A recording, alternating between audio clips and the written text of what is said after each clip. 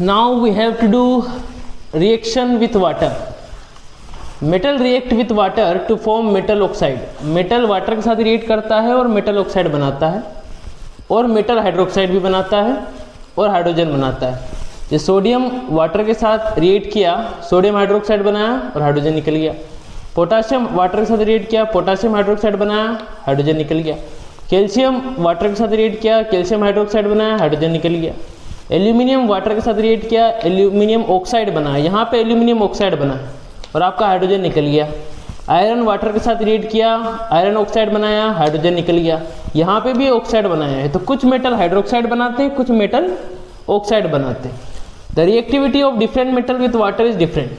अलग अलग मेटल की रिएक्टिविटी मेटल के साथ वाटर के साथ अलग अलग होती है.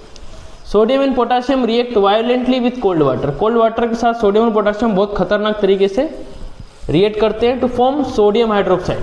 सोडियम हाइड्रोक्साइड बनाने के लिए और हाइड्रोजन गैस और केच फायर और आग भी जल्दी से पकड़ लेते हैं. Calcium react less violently with water. Calcium बहुत कम रिएक्ट करता है वाटर के साथ में to form calcium hydroxide. Calcium hydroxide बनाता है and water does not catch fire. और यहाँ पे पानी में फायर नहीं होता, आग नहीं लगती. Magnesium react only with hot water. Magnesium सिर्फ हॉट वाटर के साथ रिएक्ट करता है टू फॉर्म मैग्नीशियम हाइड्रोक्साइड. क्या बनाने के लिए? मैग्नीशियम हाइड्रोक्साइड और हाइड्रोजन यहाँ पे निकल जाती है. Metals like aluminium, iron and zinc react only with steam. Metal जैसे कि आपका एल्यूमिनियम हो गया, आयरन हो गया, जिंक हो गया, सिर्फ स्टीम के साथ रिएक्ट करते हैं to form metal oxide and hydrogen. यहाँ पे स्टीम का मतलब होता है भाप. Metal like lead, copper, silver and gold do not react with water. Lead, copper, silver और गोल्ड वाटर के साथ रिएक्ट नहीं करते. स्क्रीनशॉट ले लें इसका. नेक्स्ट,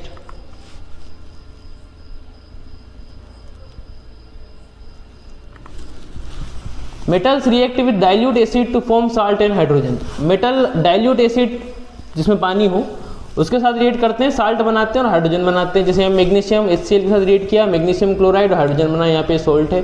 एल्यूमिनियम HCl के साथ बना, एल्यूमिनियम क्लोराइड, हाइड्रोजन निकला. जिंक HCl के साथ रिएक्ट किया, जिंक क्लोराइड, हाइड्रोजन निकला. आयरन HCl के साथ रिएक्ट किया, फेरिक क्लोराइड, हाइड्रोजन निकला. यहाँ पे चारों ही क्या है? सोल्ट है. The reactivity varies from metal to metal. Reactivity जो होगी मेटल टू मेटल वेरी करेगी. For the above metal the decreasing order of reactivity. सबसे ज्यादा रिएक्टिविटी मतलब किसे रिएक्ट करते हैं, तो कौन ज्यादा करेगा रिएक्ट, कौन कम रिएक्ट करेगा. तो सबसे ज्यादा रिएक्ट करेंगे मैग्नीशियम, उससे कम एल्यूमिनियम, उससे कम जिंक और उससे कम आयरन. किसके साथ में? एसिड्स के साथ में. Copper, silver and gold do not react with dilute acid. Copper, silver और गोल्ड डाइल्यूट एसिड के साथ रिएक्ट नहीं करते. डाइल्यूट का मतलब पानी वाले एसिड जिसमें पानी मिला हो. Hydrogen gas is not evolved when metal react with nitric acid. Nitric acid के साथ जब मेटल रिएक्ट करते तो हाइड्रोजन गैस नहीं निकलती. Because it is a strong oxidising agent. क्योंकि एक स्ट्रॉन्ग ऑक्सीडाइजिंग एजेंट है एंड इट ऑक्सीडाइजेज हाइड्रोजन. और ये हाइड्रोजन को ऑक्सीडाइज कर देता है.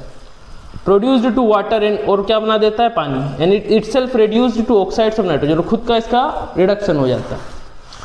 जैसे कॉपर एक मेटल है, नाइट्रिक एसिड है, तो कॉपर यहाँ पे नाइट्रिक एसिड के साथ जुड़ गया मतलब, और हाइड्रोजन से पानी बन गया और नाइट्रोजन डाइऑक्साइड गैस निकल गई. तो यहाँ पे आप देखो कि यहाँ पे हाइड्रोजन कहीं भी आपको निकलते हुए नहीं दिख रहा है.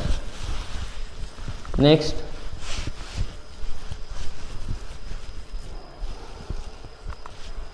Reaction of metal with metal और साल्ट सोल्यूशन. मेटल के साल्ट सोल्यूशन के साथ में जब आपके मेटल रिएक्ट करते हैं तब क्या होता है?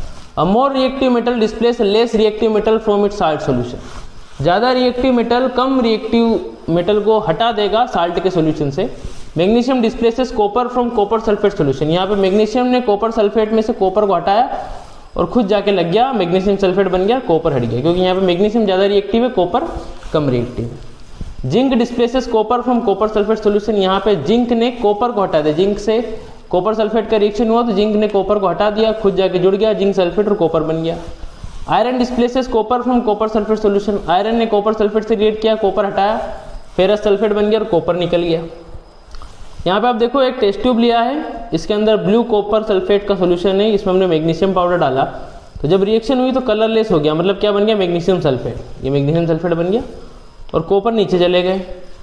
आयरन नेल में को जब हमने कॉपर सल्फेट में डाला तो ये बिफोर ब्लू था, फिर व्हाइट कलर का हो गया, ग्रीन कलर का हो गया. ग्रीन आयरन सल्फेट सोल्यूशन यहाँ पे बन गया क्योंकि आयरन ने कॉपर को हटा दिया, कॉपर नीचे आ गया और पूरा सोल्यूशन किसका बन गया? आयरन सल्फेट का. Hope you understand. Next,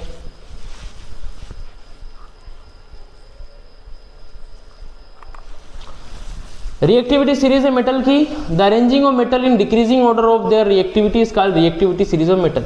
decreasing order, घटते क्रम में मेटल्स को जमाना, वही सीरीज क्या कहलाती है? रिएक्टिविटी सीरीज किसी भी मेटल की। यहाँ पे देखो सबसे कम रिएक्टिव पोटासियम, उससे ज़्यादा सोडियम, फिर calcium, magnesium, aluminium, zinc, iron, lead, hydrogen, copper, mercury, silver, gold. तो मोस्ट रिएक्टिव पोटासियम है और लीस्ट रिएक्टिव गोल्ड है। तो ये आपका डिक्रीजिंग ऑर्डर है, ज़्यादा से कम हो रहा है। सबसे ज़्यादा रिएक्टिव पोटासियम है, सबसे कम रिएक्टिव गोल्ड होता है। एग्जाम में क्वेश्चन आया कि सबसे ज़्यादा रिएक्टिव मेटल पोटासियम, सबसे कम रिएक्टिव मेटल गोल्ड, आपका Au। फॉर्मूले याद रख लेना, गोल्ड का Au होता है, सिल्वर का Ag, mercury Hg, copper Cu, hydrogen I, lead का Pb, आयरन का Fe, जिंक का Zn, एल्यूमिनियम का Al, मैग्नीशियम का Mg, कैल्शियम का Ca, सोडियम का Na और पोटासियम का K। नेक्स्ट मूव करेंगे।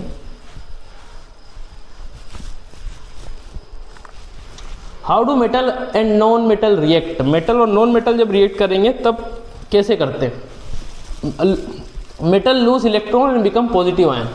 मेटल अपने इलेक्ट्रॉन्स दे देते हैं और क्या हो जाते हैं? खुद पॉजिटिव हो जाते हैं। So they are called electropositive element. इसलिए मेटल्स को इलेक्ट्रोपॉजिटिव एलिमेंट भी कहा जाता है। एग्जाम्पल देखें, the atomic number of sodium is 11।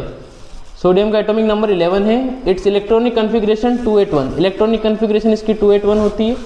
It has 1 valence electron. इसमें आखिरी शेल में एक ही इलेक्ट्रॉन है। It loses 1 electron in forms of sodium ion. ये आखिरी इलेक्ट्रॉन अपना दे देगा एक इलेक्ट्रॉन। 281 में से एक इलेक्ट्रॉन दे दिया, क्या आ गया? 28 हो गया, मतलब इसका ऑक्टेट कंप्लीट हो गया। हर एक एलिमेंट अपना ऑक्टेट कंप्लीट करता है एक्सेप्ट हाइड्रोजन और हीलियम, वो अपना ड्यूप्लेट कंप्लीट करते हैं। ऑक्टेट मतलब आखिरी वाले शेल में 8 होने चाहिए तो स्टेबल होंगे, या फिर 2 होने चाहिए। मैग्नीशियम एटॉमिक नंबर 282 है, तो ये अपने 2 इलेक्ट्रॉन दे देगा, Mg+2 में कन्वर्ट हो जाएगा। तो मेटल जो होते हैं इलेक्ट्रो पॉजिटिव होते हैं क्योंकि एलिमेंट्स देते हैं अपना ऑक्टेट कंप्लीट करने के लिए। Non metals gain electron and become negative ion. Non metal electron gain करेंगे और नेगेटिव हो जाएंगे। So they are called electronegative element. इसीलिए हम उनको इलेक्ट्रोनेगेटिव एलिमेंट भी कहते हैं। The atomic number of chlorine is 17। It electronic configuration is 287। यहाँ पे 17 है, इसकी इलेक्ट्रॉनिक कन्फिग्रेशन 287। तो यहाँ लास्ट शेल में 7 है, तो ये एक इलेक्ट्रॉन ले लेगा तो 8 हो जाएंगे।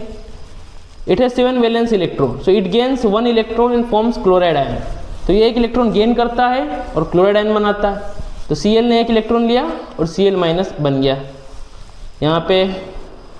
ठीक है, तो आज वीडियो को यहीं ख़त्म करते हैं। आगे मिलेंगे हम नेक्स्ट वीडियो के साथ, तब तक के लिए राधे राधे।